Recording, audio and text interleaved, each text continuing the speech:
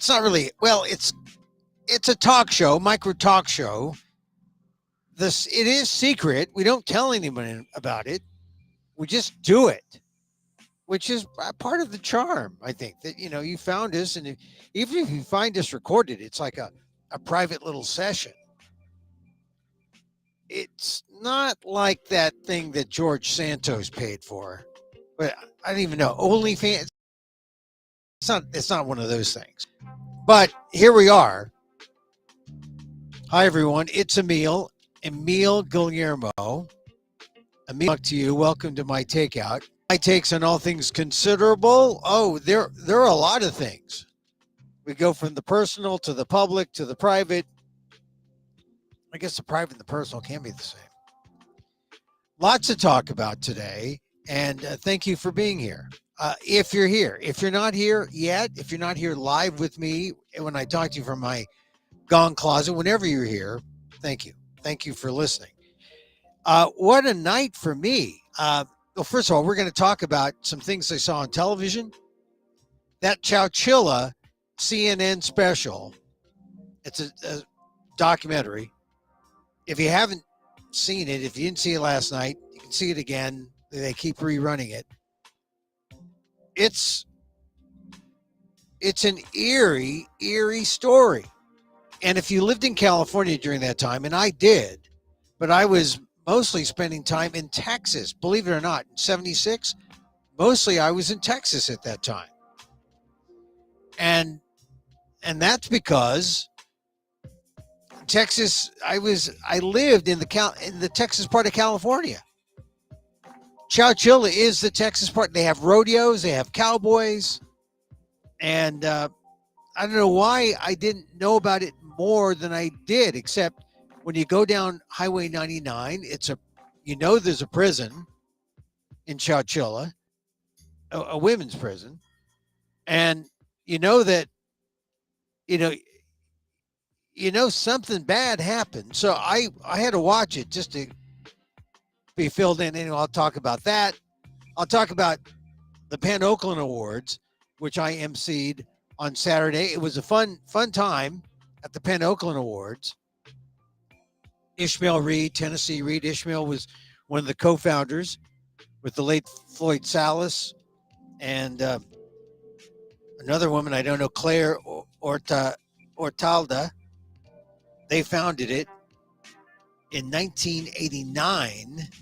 I remember Floyd, I didn't realize, well, I knew he passed away a few years ago. He was a fighter. And I met him a couple of times early on, like in the 90s.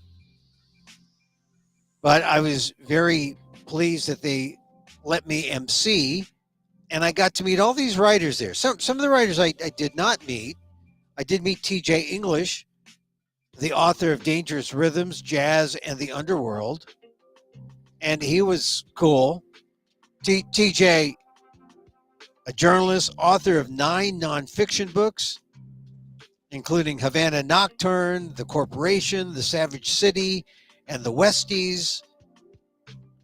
4 of his books have been New York Times bestsellers. And he flew in from New York to be at the awards, unlike a lot of writers who were there in absentia, but they had their emissaries. But TJ was cool because he talked about what it's like to be seen as a true crime writer and to be pigeonholed by the establishment publishing world. And he knew the value of the Pan Oakland Awards as a blue-collar pen. The blue-collar pen that exists in the Pan universe. Pan standing for poets, essayists, and novelists. Pan International, there's Pan Faulkner. They have a big organization. Pan Oakland is a chapter, kind of a renegade chapter called the Blue-Collar Pen by the New York Times. But no, it was a pleasure seeing T.J. English there. His bio is raised in a large Irish Catholic family of 10 siblings. English, at the age of 21, moved to New York City, where he drove a taxi at night while working as a freelance journalist during the day. And today, having lived in New York City his entire adult life, he's a fixture in the city, especially in his home neighborhood of Greenwich Village, where he curates and boasts a popular Latin jazz concert series known as Dangerous Rhythms. God, he's in the west of Greenwich Village, and I love the East Village. Next time I go there, I'm gonna connect with TJ. Anyway, TJ, Dangerous Rhythms, Jazz in the Underworld, published by William Morrow. It was a recipient of a Josephine Miles literary award from Oakland Penn Oakland. Another winner was, just going through the winners here. Big winner, Javier Zamora. He was not there, but Solito, a memoir published by Hogarth Books, talks about how he migrated to San Rafael, left in the care of grandparents who helped raise them, and he was a Salvadoran refugee. His mother followed her husband's footsteps in 1995, and Javier was about to turn 5. And you want to talk about a traumatic experience. Javier Zamora turned his traumatic experience first into poetry, his collection Unaccompanied by Copper Canyon Press in 2017 explores his immigration story, and then he tells more of his journey to the U.S. in the memoir Solito, published by Hogarth Books. Javier Zamora, another Josephine Miles winner from Penn Oakland. Ada Limon, author of The Hurting Kind. She is the 24th U.S. Poet Laureate and the author of The Hurting Kind, as well as 5 other collections of poems. She was not there, but she's born and raised in California, lives in Lexington, Kentucky, and Ada Limon. I mentioned T.J. English. Layla Motley, her new novel, her first novel, Night Crawling, a novel published by Knopf. She was raised in Oakland, and she was a Youth Poet Laureate of Oakland. And she's been nominated a number of times, including the Booker Prize. So a lot of accomplished authors. And then one winner, Jenny Shea, the Rupture Tense is the name of her book, Grey Wolf Press. And Jenny Shea was born in China. My glasses out here. And her honors include recognition from the Academy of American Poets, the Vilcek Foundation, the New York Foundation for the Arts. She is an assistant professor of written arts at Bard College and lives in New York. She wasn't there. I thought that maybe Jenny should have hooked up with TJ and rented a bus or an airplane or something. Good matter. So many other winners. Now, I'll read the rest quickly. Kobina Mercer, Yale University Press, the author of Elaine Locke in the Visual Arts. D.S. Marriott, Before Whiteness, City Lights Publishers. And Gilbert Hernandez, Jaime Fernandez, and Mario Hernandez, Love and Rockets, the First 50, the Classic 40th Anniversary Collection, published by Fantagraphics.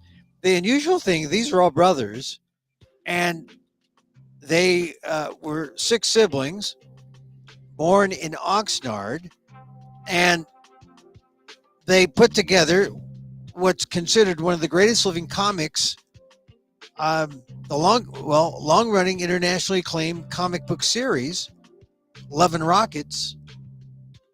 And if you think, this is how Penn Oakland is like a renegade pen, because it honors the graphic novels and it honors these writers who would not be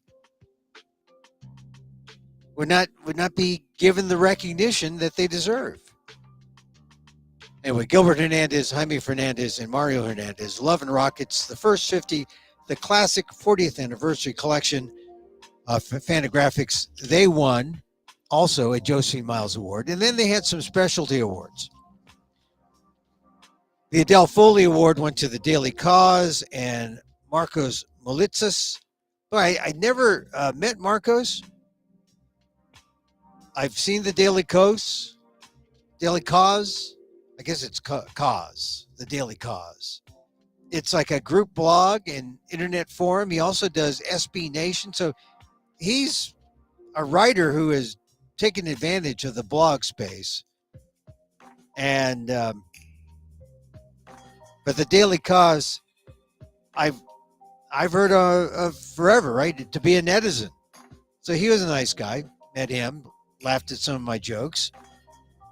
Another winner of the Adele Foley Award, the late Joyce Wong, who was so service-oriented. She got a master's at San Jose State, bachelor's degree at UC Berkeley, served in the Peace Corps. I did not know her personally before she passed, but I knew her husband, William G. Wong, and William was there. I know her husband because we both were columnists at Asian Week. We were both, I consider the ethnic press the underground press, and I consider it I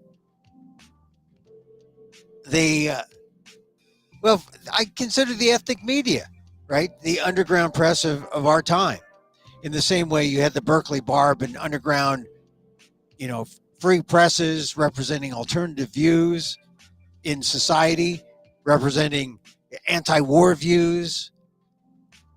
Well, in the last 30 years of the civil rights movement, such as it was, civil rights, 64, 65, voting rights, 65, the first Civil Rights Act, 64.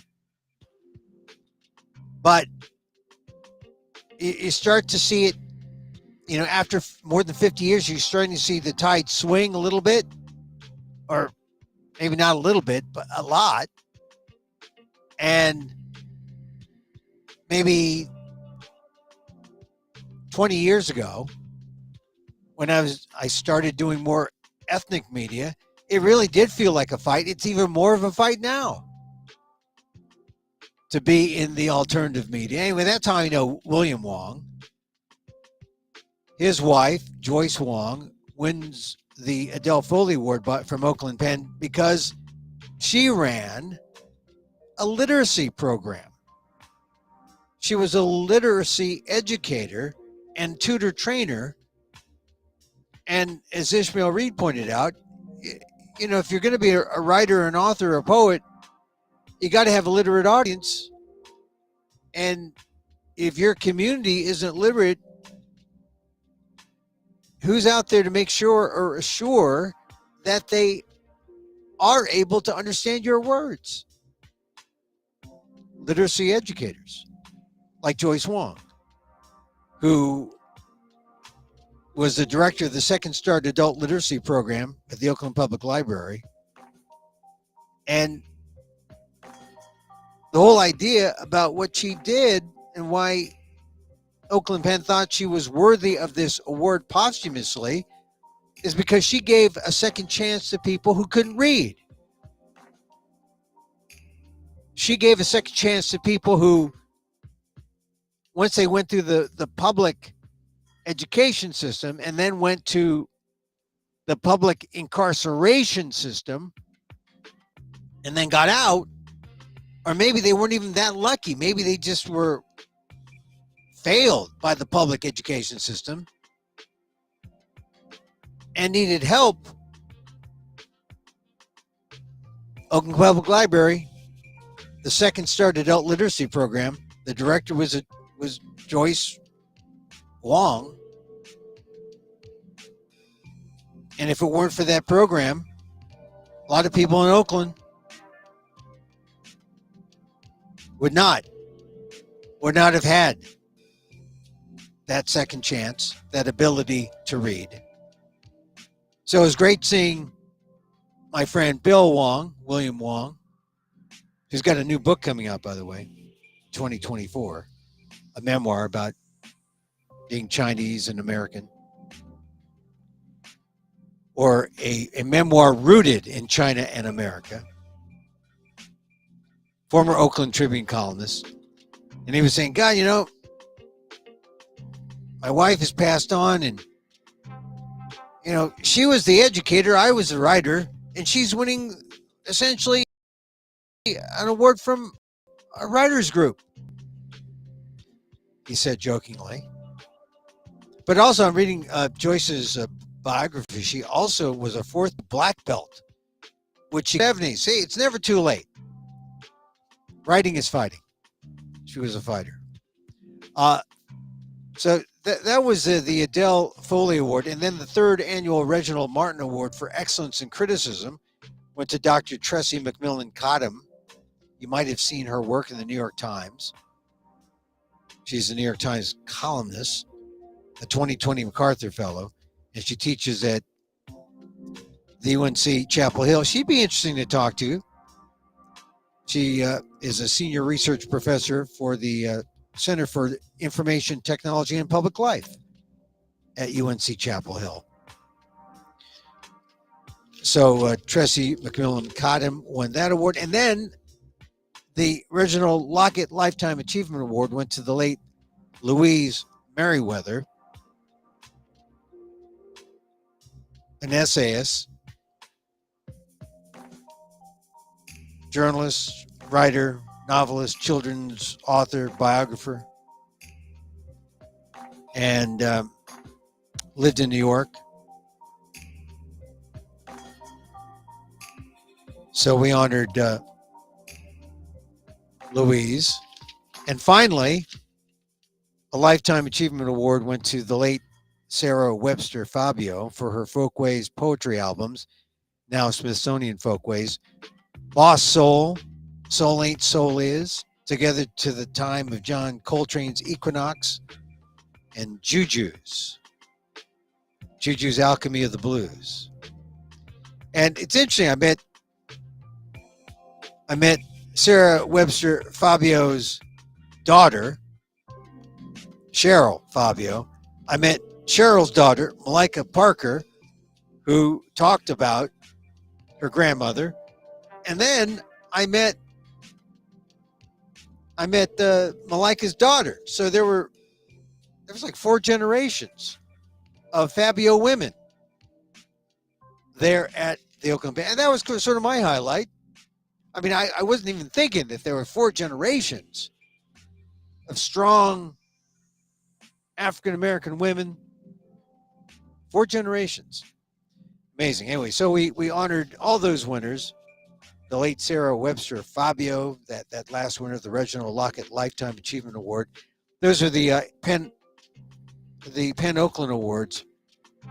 Really happy to be part of it. There was food. They even have vegetarian sandwiches, not just for me, but for other vegetarians. And it was a fun time had by all. At the Rockridge Library. I don't ordinarily go to the Rockridge Library. I mean, when I worked in Rockridge, and I did for a spell, 2007. When did I work there? 2007 to 2009, thereabouts, 2010. And I would just not go as far as the library. I would go just slightly north of the BART station. I had an office there. And then I went south to maybe the Rockridge Cafe around there. And I did not go but what a nice space the library is. The Rockridge Library. Great space. That's where we had the event. So we had free food. I met TJ English. A good time. Had by most. Oh, I really wish that, like Javier Zamora Solito, a memoir, a winner of Josie Miles Award, would have liked to have met him. Anyway. So A Night of Pain. I don't know what happened. Yesterday was a strange day. I woke up really early. Um, and then I just kept thinking and reading. And then at 1 o'clock, of course, I took in the big 49er win. What a great win for the 49ers. I'll talk about that a little later. I do want to get into, I did my last column on artificial intelligence. And, everywhere I look now, there's some article on AI, like the secret, not a secret meeting, it was a party that was held for Elon Musk, where, and this was a party up in the wine country, not far from where I am.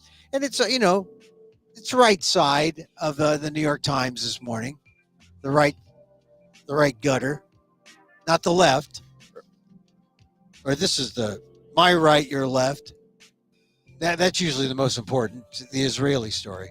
Israel is urging Gazans in South to decamp again. The offense is growing. But this story on the other side is equally important because it's top of the fold, A1, but it's on the right-hand side. As you look at it, it's on that side. How money, ego, and fear lit AI's fuse. A heated competition fueled by distrust. And this is interesting because we are now, if you haven't noticed it, we are in the AI race. We are here. Make no mistake. Sometimes it's easy to say, oh, AI, yeah. It's just, language, machine learning, language, data. So it predicts the next word. So we have things like Siri and things like Alexa doing everything for us digitally. Oh, that's great. They're smart. They're robots. It's going far beyond Siri and Alexa. And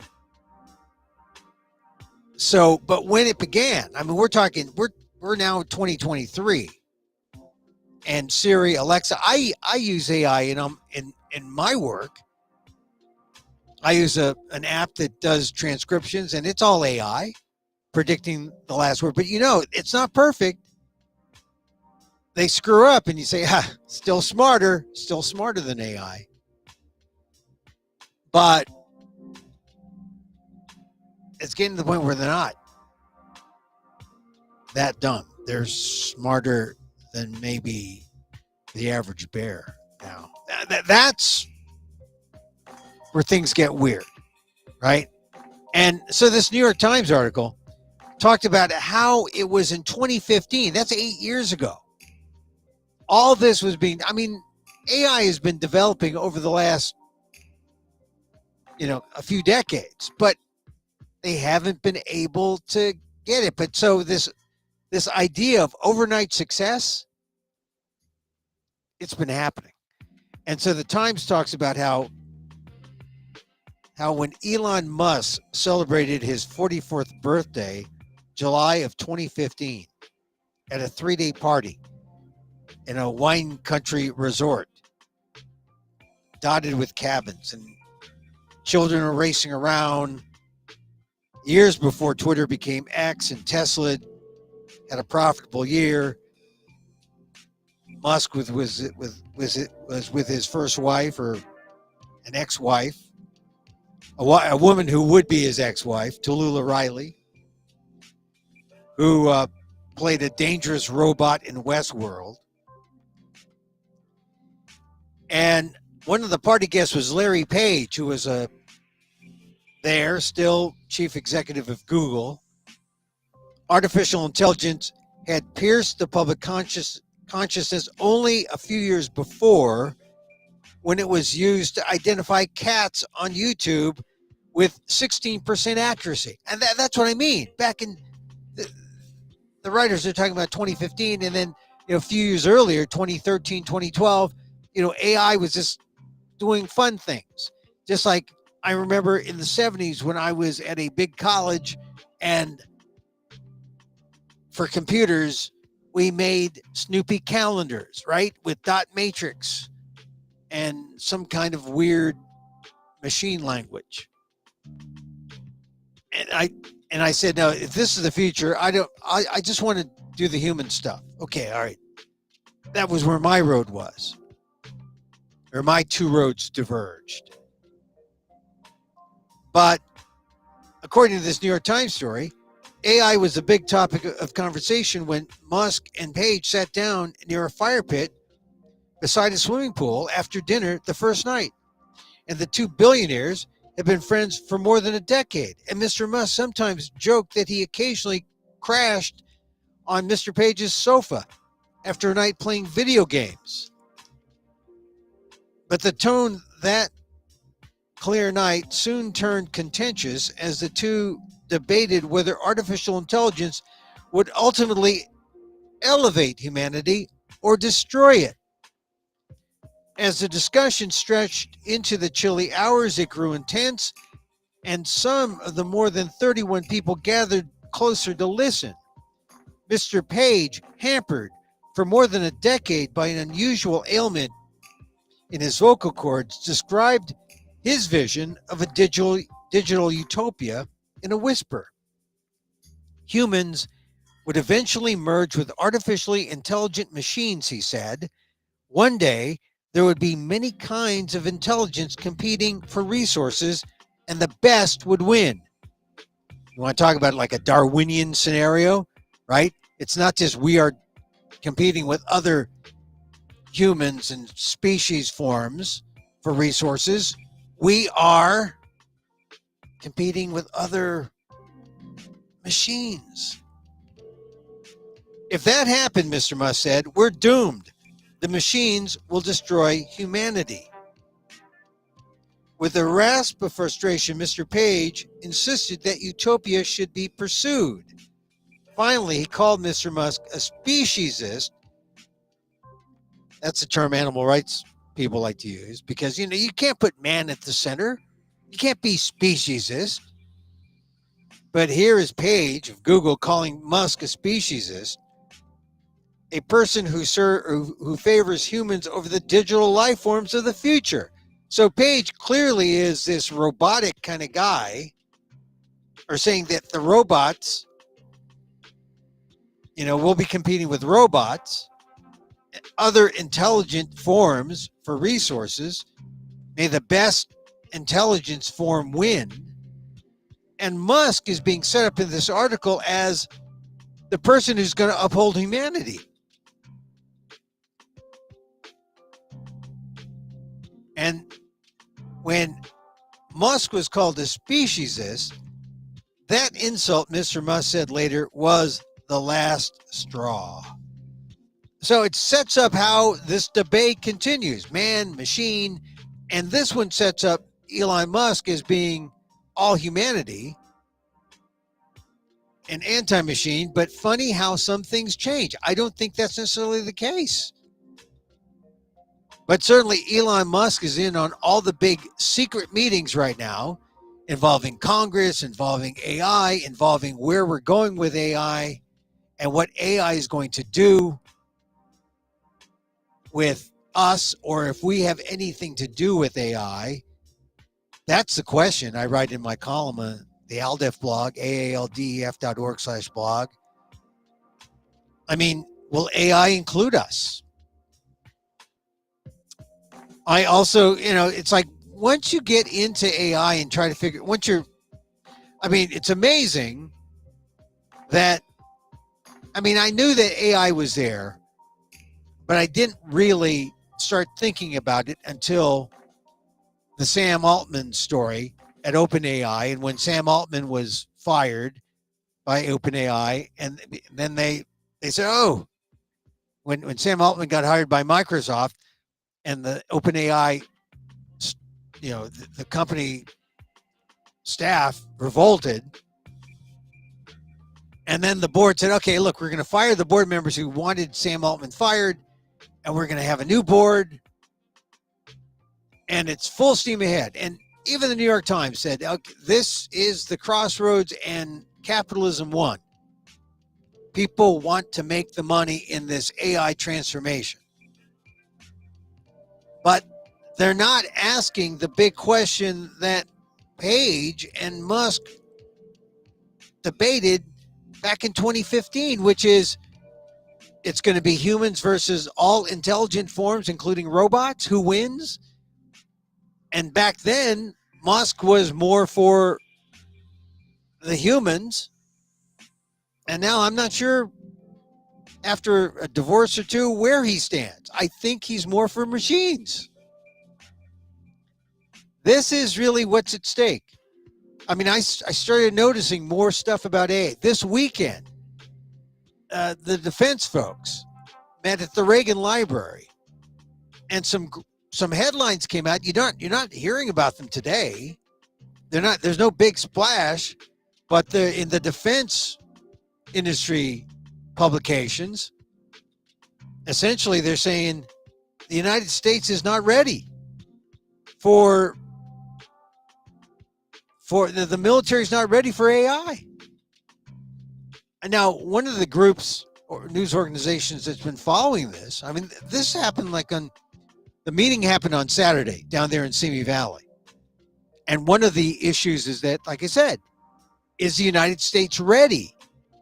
The military ready for AI? Because we are at that point where the information is going to be, or the robots are going to be so smart, they will have the ability to make the decision to kill another human being, not another drone, not another machine. I mean, I guess the human is collateral damage. If it's an opponent and you are a machine designated to fulfill a duty or fulfill a mission that includes wiping out the enemy, you will kill the human, a machine. And if you think about that, you think about, oh my God. You look at the Israeli war or the Israel-Hamas war, you look at Ukraine. Those are like old style wars. I mean, it's all going to be about technology. It's all going to be like the Call of Duty generation of war versus the guys who essentially are like playing with toy soldiers. And that's the transformation. I mean, we've seen this transformation all throughout, right? I mean, all throughout our lives with computers. That everything goes to, bookstores, right? You name brick and mortar to doing things online. The transformation is now coming to the military, where the military, they're wondering, is the U.S. able to compete on a technological level with the wars of the future? And believe me, when we have wars of the future, we will be talking about our robots versus their robots, not about our nukes versus their nukes. The robots may be carrying nukes, but in the same way that nukes were a discussion about what's going to happen, how many people are going to be killed, what's the collateral damage, now it's going to be, well, our robots are pointing at your robots. That's the future. And after this weekend, it appears that the United States isn't quite as ready as we think. So one of the news organizations that's really covering this is Axios. And their big headline today was, "Behind the Curtain, U.S. Not Ready for Robotic AI World Wars." Because, this is the thing. We go to robotic world wars and we won't have to worry about, Israel, Hamas, it will just be a glorified game of Call of Duty, not involving real people. Or maybe. But this is the thing, because maybe the machines are going to be that smart where to carry out a mission, it will make a decision to carry out the mission, humans be damned. That's the thing that we haven't worked out yet. And no one really knows, because not much of this stuff is very transparent. So this is from Axios today. America's ability to remain the world's most lethal military hinges on two interrelated and vexing mysteries. Cites Axios. Can soon to retire four-star generals truly foresee the awesome power of artificial intelligence in time to break generation-old habits and shift warfare theories? I mean, you see that. I mean, the New York Times did a big piece today also on how the Ukrainian war, how there was a difference in opinion about how Ukraine was going about using its resources and why wasn't it doing it one way versus another against the Russians, and why was it giving the Russians more time to recover? A lot of disputes, and a lot of it is just generational as well as technological. We don't have those tools, or we have those tools, or we don't. So this is a question that Axios answers about the future, or asks about the future. If you got a soon-to-retire four-star general, are they going to have the knowledge to fight a it's still a 21st century war, but the winners will be those who think in terms of the 22nd century. I mean, you're going to have to, if you're going to survive to get to the 22nd century, you have to think that far ahead in order to beat those people who you were fighting who are still thinking 19th, 20th century. And so Axios asks that, and it says, if they do, can they convince the brightest coding minds to chuck lucrative gigs at Google to build AI-powered systems for America faster or better than their rivals in China? That's really what it boils down to. You got all the coding folks, the super brilliant folks who aren't learning a language like Spanish or French or even English, but they're learning whatever the coding languages are used in AI to be a prompt engineer or a military prompt engineer. And they're starting at 200,000, 250 a year to work at Google. Can the government pay these folks enough so that you lure them in so that we can be faster, brighter than our enemies who are in our computer labs here in the United States, and maybe they'll bring that back to China? This is one of the things about the world we live in. We're open to a degree and not open, and everyone else who's out of the loop technologically is just going along like, oh, this is going to be, we'll see it. We'll see it on the 6 o'clock news when it happens. And it's a surprise. Just like this New York Times story talking about the conversation Larry Page and Elon Musk had in 2015. It's now 2023.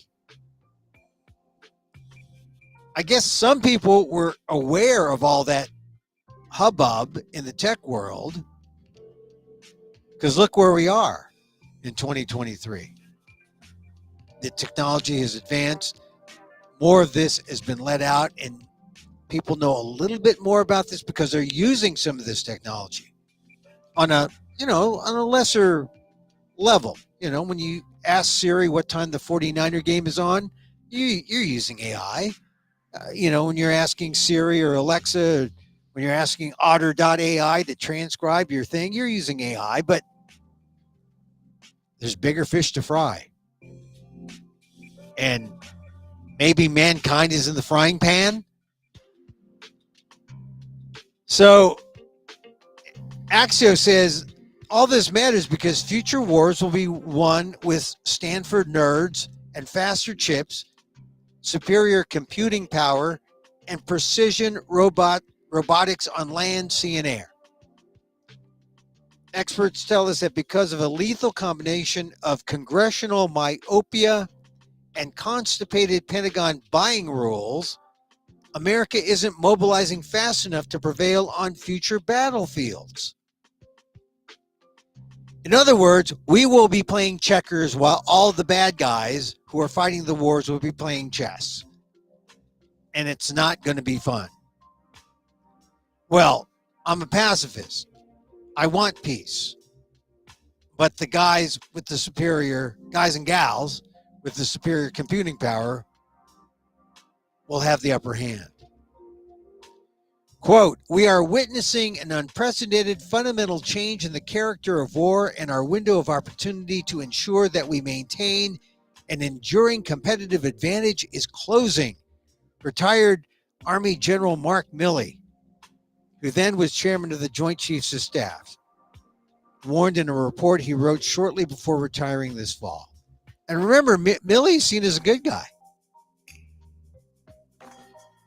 Eric Schmidt, former Google CEO, said at last week's Axios A1 Plus Summit in Washington that with cutting-edge tech being deployed in Ukraine, a drone is no longer just an uncrewed flying object. It's a potent software platform that's a big step toward more automated war. See, that's a scary thing. You make war easier and it's automated, and that's how the disputes are settled.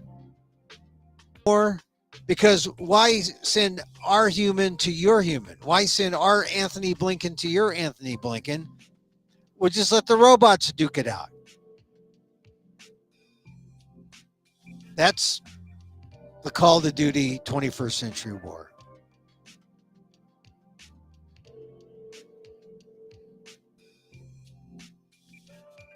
It's clear that drones and other weapons based on autonomy can replace tanks, artillery, and mortars. Schmidt told us in a later interview, the success of Ukraine and also Russia on the battlefield proves this point. So, I mean, they're using some tech, but when I quickly glanced at the New York Times story about the disagreements about Ukraine and the strategy with going after Russia and the counteroffensive, there's some disagreements on how to use the technology. Experts warn the U.S. is still spending too much time and money building aircraft carriers and other outmoded artifacts of analog war because of the archaic restraints of what the late Senate Armed Services Chair John McCain called the military-industrial congressional complex. See, that's the thing. It's not just the military-industrial complex. Congress is in the way. And I mentioned this in my column. I didn't know this information. But you know that the big military guys, the industry folks, come to Congress, get approval, look for the money, fund the government. That's why we go to war, to get these, to get the weapons developed. And now we're getting better weapons.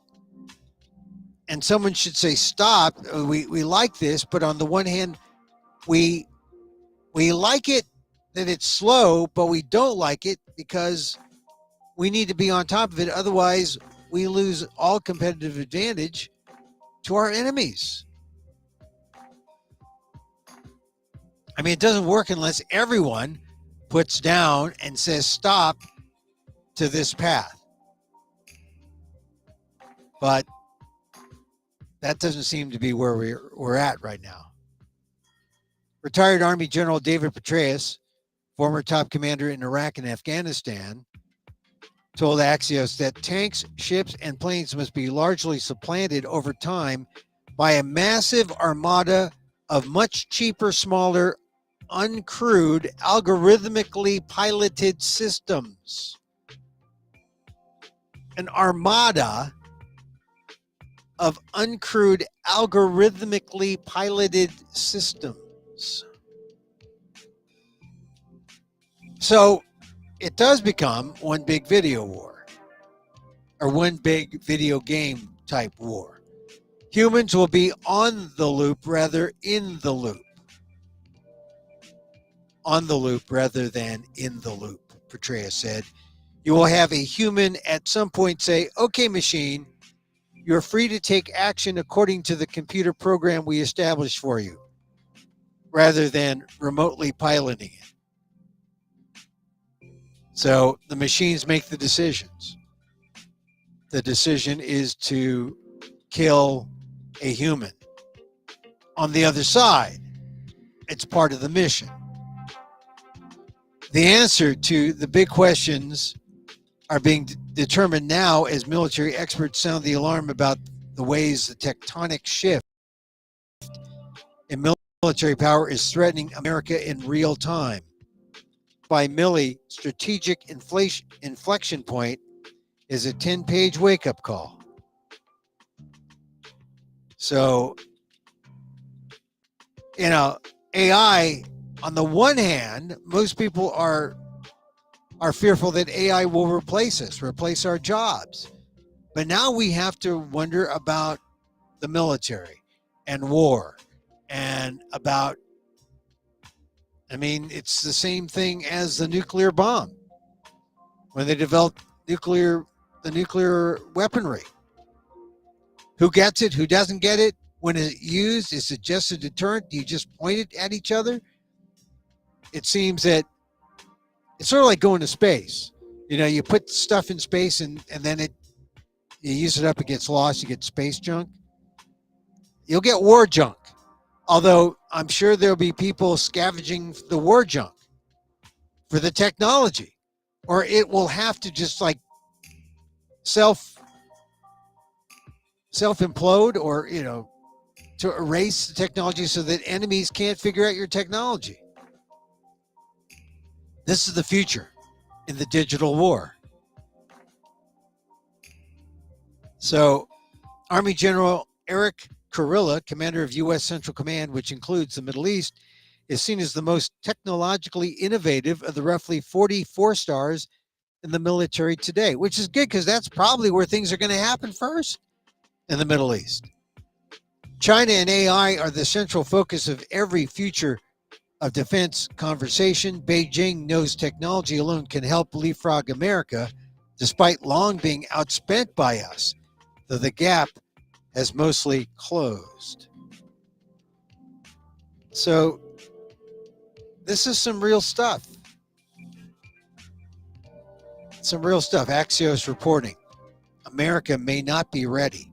So this is like the one thing I didn't really want to hear about, AI, because that they're going to be smarter. The machines are going to be smarter. And last week there was another report that said, yeah, machines are smarter.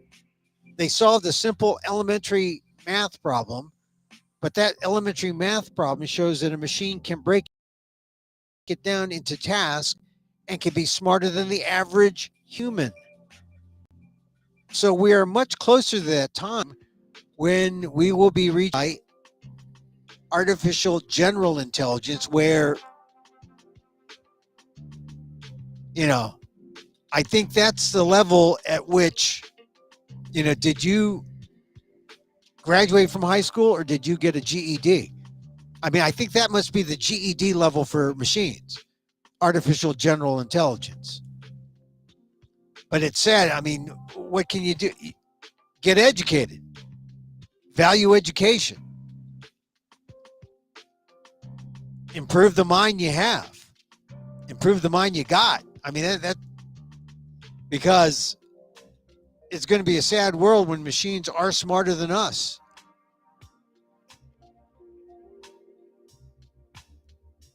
Far more than today. Today, you can laugh at the machines when they make a boo-boo on a transcription or on autocorrect or on, all the ways that AI can be used to say, hey, you're dumb, you robot, you.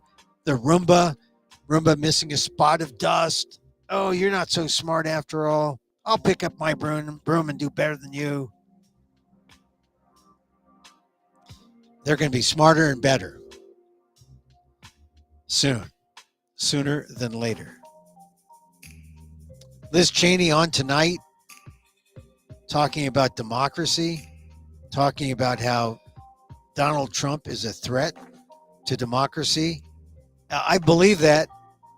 I definitely believe that. And she said something on the Today Show that was particularly scary. That if you vote for the wrong person this coming election in November, it could be your last vote in an American democracy. And when someone like Liz Cheney, a Republican, who I disagree with 90% of the time, maybe 95% of the time on her votes in Congress, she voted with the Republicans. And we disagreed, maybe make that 99% of the time. That's scary. That's scary. Her new book, Oath of Honor. Is that it? Oath and Honor. A memoir and a warning. Published, I think, tomorrow. Comes out. Oath and Honor. And she talks about January 6th. She talks about the threat that Donald Trump poses to America. And we'll talk about that tomorrow. All right. Let me just say briefly some things about the 49ers. Oh, my God. You know, I watched that game. I'm so happy for the Niners. I mean, they blow people out or they lose miserably by 2 points or 3 points. But it's good that when you blow out the elite teams, they say, "Oh, you had a great day. You finally played to your potential." Brock Purdy's getting the recognition I think that he deserves. No, that was a good game. All right, so that was good. And then I watched the Chowchilla. I watched the Chowchilla thing. And I saw some old friends who were in news in San Francisco before I got to San Francisco in the 80s. But these are guys who were doing it in the 70s. Chowchilla happened in 76. Evan White was on Channel 7 at KGO, and he was anchoring the news there. I saw him. I saw George Osterkamp, who was at KQED, Channel 9, and I was working with George as a high school student in the 70s, 73.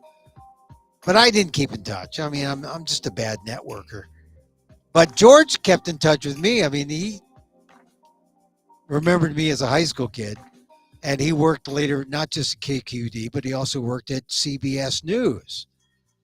And it was good to see George talk about the Chowchilla case and put it into significance or put it into context. What it was a matter of class. They didn't know race. It wasn't about, the blacks, and there were no blacks. There's some blacks, but California in those days, it's still very black, white, brown California. There were some Hispanics because, you're talking about the ag area of the Central Valley. But it was really about class. Rich whites and poor whites. And what the rich whites would do. I don't want to give away and be a spoiler.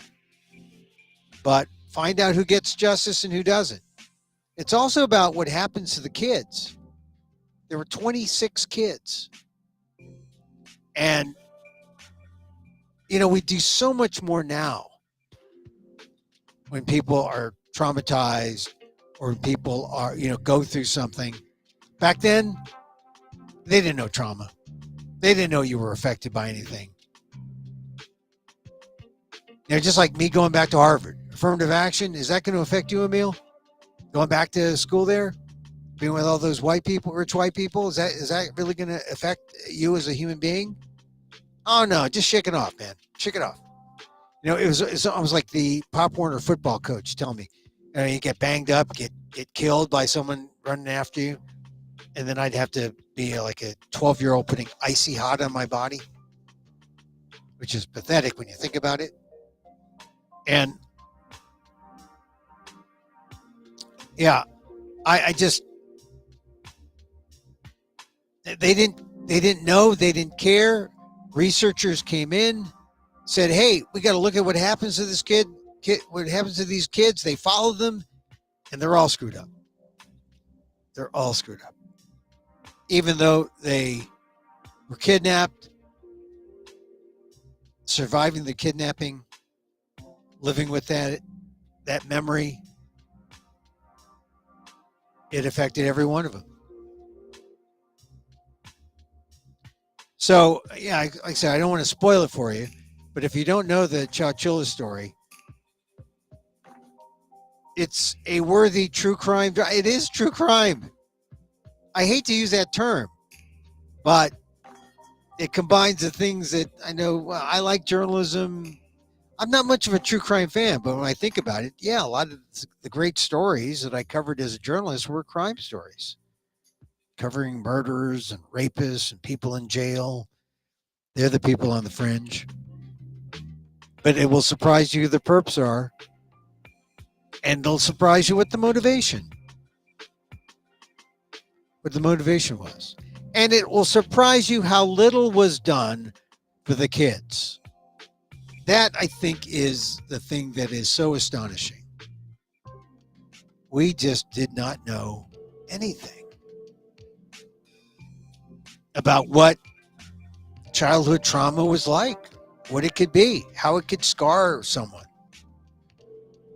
And it's an unbelievable situation, unbelievable story. How these kids got out. Oh, I won't tell you that. I won't spoil it. Maybe they didn't get out. Yeah, you should see it. Chowchilla, a CNN doc. I like those CNN docs. That was a good one. And just before the AI story was on Anderson Cooper whole story. It was the whole story. Sometimes you don't get the context. In normal TV news, you don't get the context. Like how many people heard about that big, these guys didn't mention the big meeting at Simi Valley at the Reagan Library about defense. But, as I mentioned in my column, there's a reason why Henry Kissinger, right to his dying day, was talking about AI, talking about how important AI was. I suggested in my column that it's because he was jealous of a machine of software being somewhat more dastardly and outrageous than the Dr. K himself. I think he was just jealous. Anyway. All right, so I talked about the 49ers. I talked about Chowchilla. Oh, yeah, Chowchilla. The other thing about Chowchilla, one last thing. It's in the part of California that everyone's forgotten. It's that stretch in the middle, 99 and 5. It's the heart of the state. And no one thinks about it. And yet, your food, chances are, for more than half of America, the food comes from there. The breadbasket. Your nuts, your fruits, your grapes. Gallo wine is there. The working class wine, not the Napa vineyards where the rich like to have fun and sip their Chardonnays. I'm talking about the working class wines. One of my favorites, McManus. They're making a sparkler. It's good. I don't drink often. I don't drink much, but I drink that. All right. Hey, that's it for today. Just wanted to share a few things. Oh, the night of pain. What was the night of pain, Emil? Well, I like apple cider vinegar gummies. Everything's a gummy. Everything's a gummy now. You can probably find this show in gummy form. Or wait, I'll produce a show in gummy form, and then you can eat it. But seriously, gummies are everywhere. You get gummy for this, gummy for that, and we're talking about vitamins, right?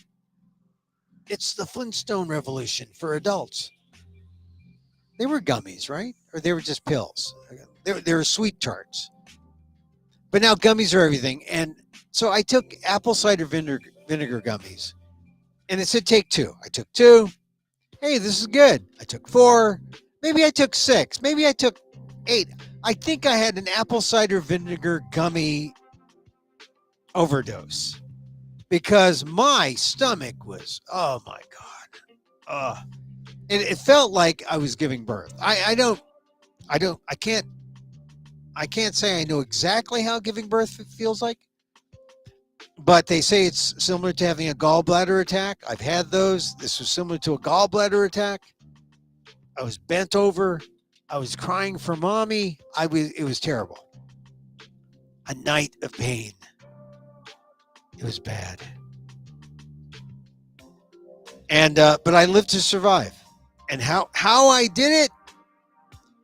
Meditation. It worked. I tried to move out of the way of the pain and let the pain go. And it went. It didn't leave. It was still there, but it didn't debilitate me. But I allowed the pain to leave, and then I fell asleep. That's what you're going for. Just put me out. And then you wake up, and it's like, I'm normal again. Apple cider vinegar overdose. Treacherous. Beware. Follow the instructions. 1 a day, 2 a day max. That's it. That's it. I'll leave you now. Hey, we're here Monday through Friday, 2 p.m. Pacific or thereabouts. We talk about the news, about life, about stuff. Hey, catch the show on YouTube at Amok1, at Amok1. Catch it on X, formerly known as Twitter, at Emil Amok.